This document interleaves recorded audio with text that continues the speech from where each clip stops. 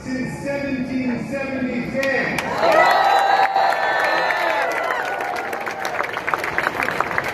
We come to the city of brotherly love to show our love for America.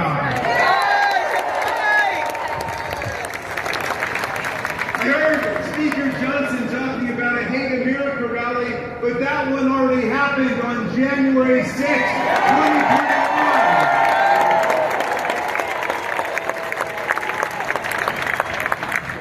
That mob injured and wounded more than 140 of our police officers.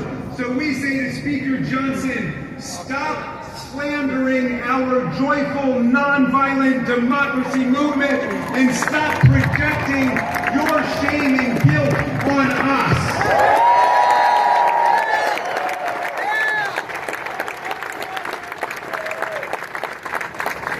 We're in Philadelphia, where America was launched, where Thomas Jefferson denounced King George's long train of abuses leading to absolute tyranny.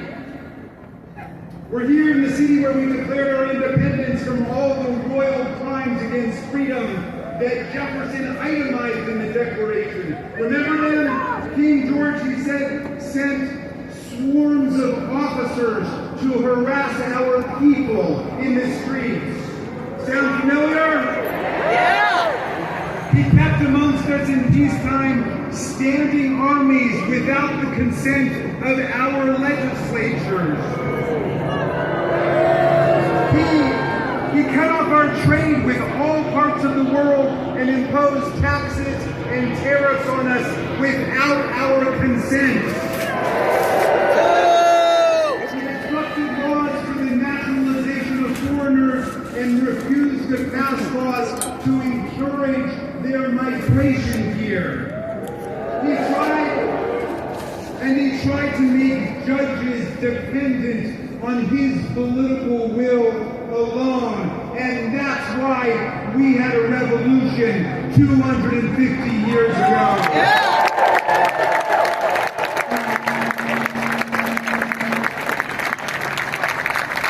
We created a society without kings who claim to derive their absolute power directly from God. Our founders instead set up a government that derived its power from the consent of the governed to protect the unalienable rights of the people and to promote the general welfare.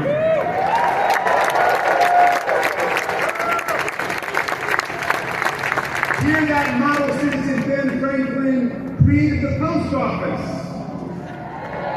the lending library, public parks, and the volunteer fire department.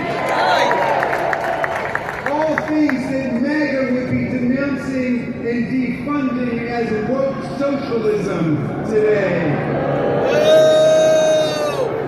Franklin didn't create these institutions as temples to his own glory. A man of vision who also invented the bifocals, he built these things to instill in Philadelphia and in America a devotion to democratic freedom and progress for everyone.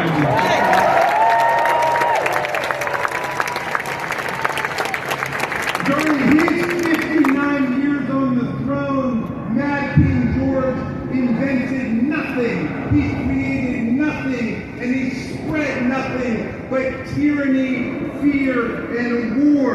Kings do not invent. Kings do not create. They steal and they destroy. And that's why we've got no kings here.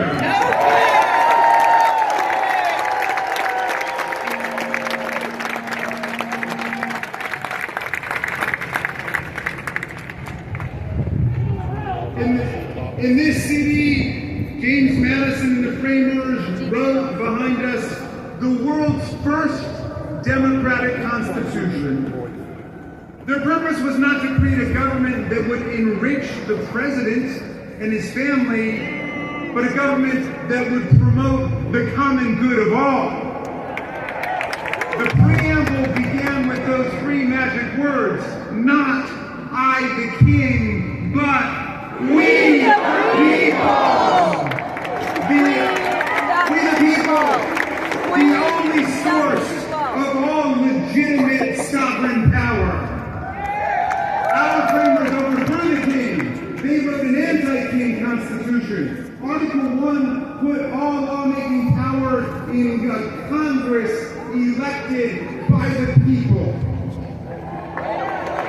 And Article 2 defined the job of the president as this: to take care that the laws are faithfully executed. Not thwarted, not diminished, not ravaged and rewritten, faithfully executed. The framers got rid of the kingly power to control political expression. They safeguarded the freedom of speech, the freedom of press, the freedom of assembly, and the right to petition government for a redress of grievances. The King of England was also the head of the Anglican Church, and everyone had to belong, but the framers separated church from state and guaranteed free exercise of religion, no establishment of religion, and no religious test for public office. They banned titles and nobility. They separated the private businesses of the president from affairs of state by banning anyone in government from accepting bribes, presents, emoluments, payments, and titles from foreign kings, princes, or states. That's against the law in America.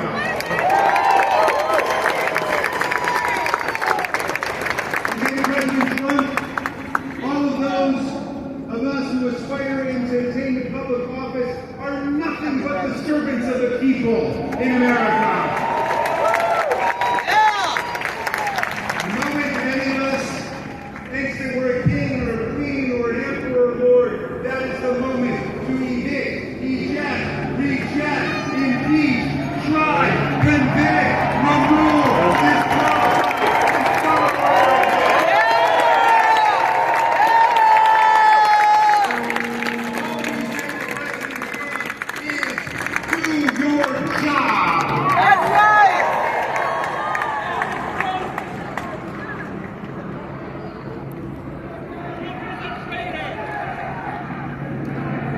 President Trump, you are not our king, and we are not your subjects. We will never be your subjects. We are not a supreme leader here. We have a supreme constitution here. If you don't like the laws Congress has passed, quit your job and run for Congress to try to pass different laws. But you don't get to make up your own laws, Mr. President. You don't get to trash the real ones. This is why you've been sued more than 400 times, and you're losing overwhelmingly in district courts and in circuit courts, both among Democratic and Republican-nominated judges. That's right! Yeah! We can see that you have sat and back the Roberts Court, which must wake up out of its stupor and recall it's their duty to enforce the Constitution, not to grant the wishes of a lawless president. And so we say to the Supreme Court, do your job!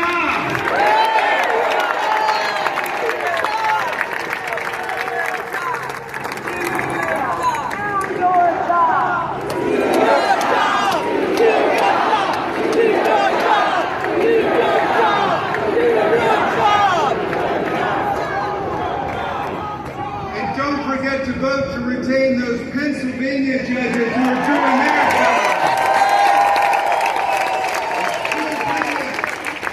We've been illegally firing our professional civil servants, the people who take care of our veterans, the people who track infectious diseases, the people who rescue communities hit by natural disasters, the people who protect us from financial scammers like George Santos, the second most successful con man of all time.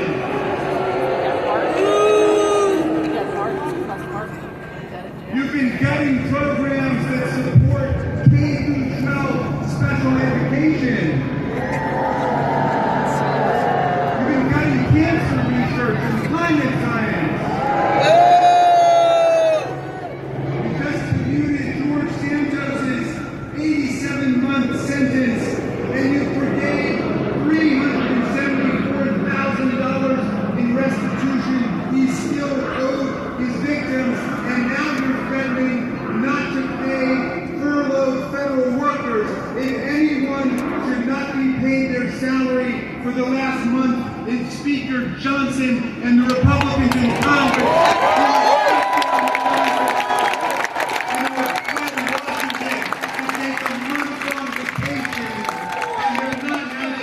Any town halls because they're afraid to face their own constituents.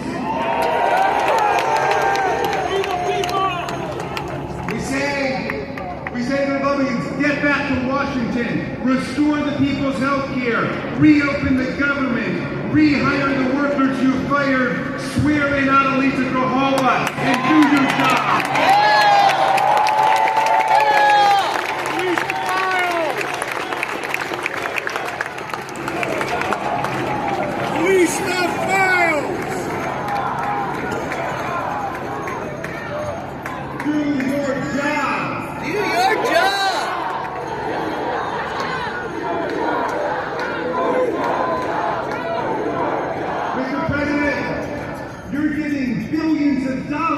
To autocrats in Argentina. You've launched a stupid trade war against Brazil to bail out your insurrectionist buddy, Bolsonaro.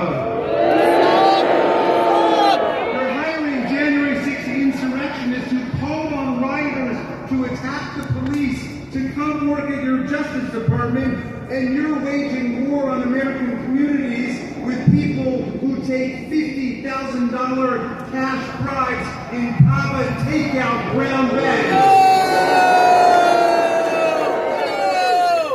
Mr. President, like your Secretary of HHS, Mr. Kennedy, I'm no doctor, but your administration has a serious staph infection.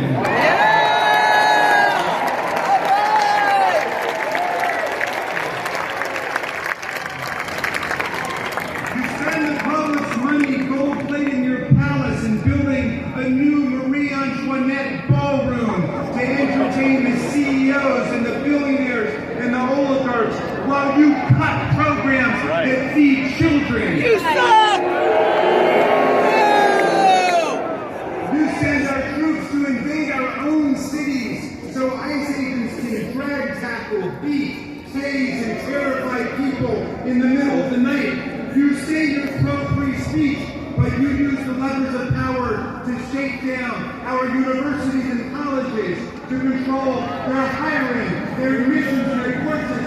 You try to bar thousands of lawyers from entering federal buildings and courthouses because you don't like something one of their colleagues once said. You maneuver to get Jimmy Kimmel fired, and you try to get the NFL to fire Bad Bunny.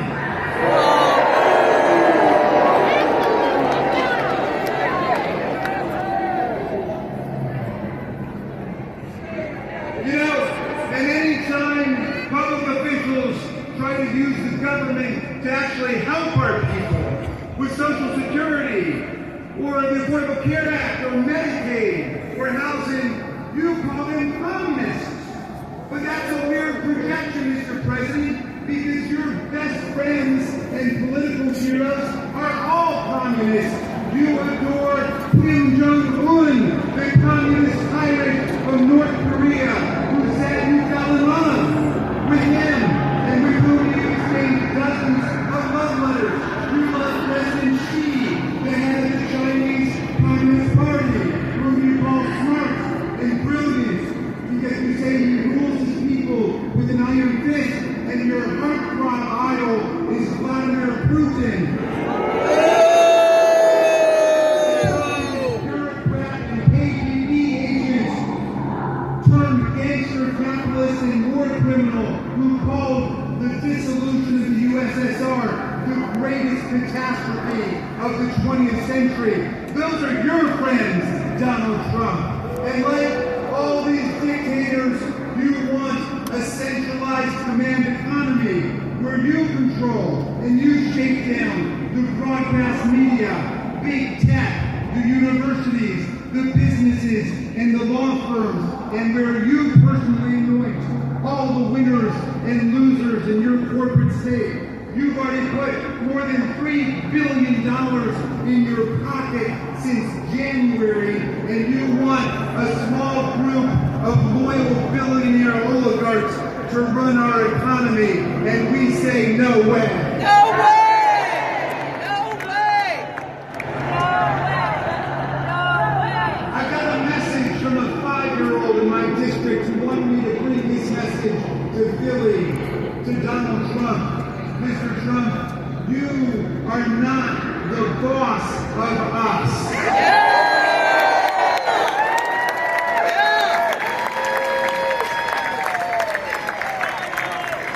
Americans are not afraid. This is the land of the free and the home of the brave. Disney realized it had more to fear from public boycotts than from your anti-comedian shakedown. So Jimmy Kimmel is back on TV, more popular, and I think even funnier than he was before. That's right! Under our First Amendment, we've always had the right to make fun of our politicians and our presidents. We've got the First Amendment in America. The NFL knows that millions of Latino Americans are part of their audience, that Puerto Rico is part of America. Yeah! We will speak soon. That's coming. And so the NFL is not going to go with MAGA. It's going to go with Bad Bunny. Yeah! I'm sorry to break it to you, Donald, but America is just stronger than all the tyrants put together. Franklin and Jefferson and Madison, Abraham Lincoln, Frederick Douglass, Susan Anthony, FDR, JFK, Dr. King, Rosa Parks, Cesar Chavez. They created a country that will always resist you and will outlast you.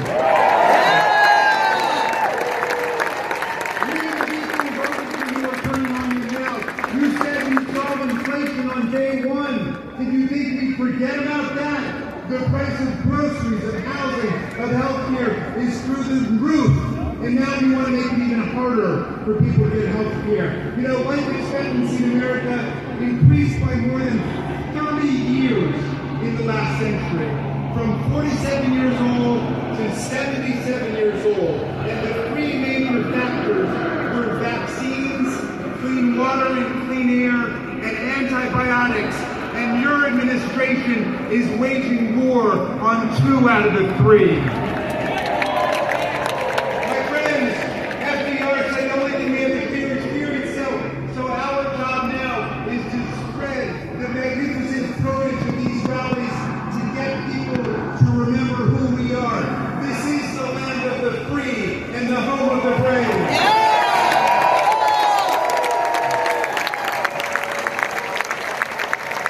Millions of people you see protesting across America are going to be the millions of political organizers next year. My friends, all over America, young people are quoting from Nemec's manifesto in Andor, part of the Star Wars series. Here's what Nemec said. There will be times when the struggle seems impossible. Alone, unsure, dwarfed by the scale of the enemy. But remember this, freedom is a pure idea. It occurs spontaneously and without instruction. And then remember this, the imperial need for control is desperate because it's so unnatural. Tyranny requires constant effort. It breaks, it leaks. Authority is brittle. Oppression is just the mask of fear. And know this, the day will come when all these moments of defiance will flood the banks of the empire's authority, and then there will be one too many. One single thing will break the siege. Remember this, try.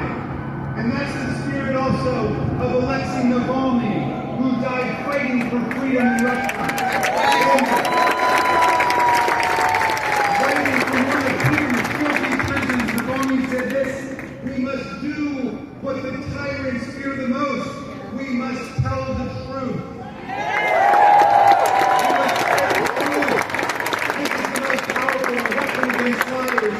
Everyone has this weapon, so make use of it. Don't be afraid of anything. This is our country, he said, and it's the only one we have. The only thing that we should fear is that we will surrender our homeland without a fight to a gang of liars, thieves, and hypocrites.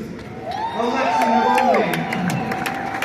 My friends, a great hero, Frederick Douglass said, if there's no struggle, there's no progress. And the struggle may be moral, it may be physical, it may be more physical, but there must be struggle. Power concedes nothing without a demand. It never has, and it never will.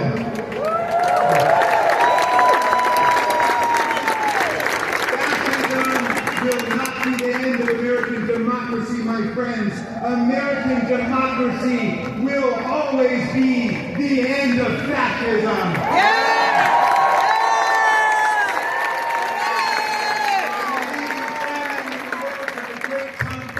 Who arrived in Philadelphia in 1774, 2 years before the American Revolution. He wrote the great pamphlet of our history which ignited the American Revolution, Common Sense.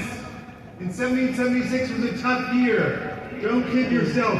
Half the people running around saying, you can't beat the greatest empire that ever existed. You can't beat the kings and the queens and the lords. But half of the people said, let's give it a try. Yeah! Let's fight for freedom and democracy. Let's pledge to each other our lives, our property, our sacred honor. But anyway, Hayne wrote another pamphlet that year called The American Crisis, and I want to quote a little passage for you. I'm going to update the language pursuant to strict instructions from Nancy Pelosi. Who said Hayne was a feminist, but he wouldn't mind, so as not to offend modern sensibilities. He said, so these are the times that try men and women's souls. The summer soldier and the sunshine patriot will shrink at this moment from the service of their cause and their country. But everyone that stands with us now will win the love and the favor and the affection of every man and every woman for all time. Tyranny, like hell, is not easily conquered, but via this saving consolation. The more difficult the struggle, the more glorious in the end will be our victory.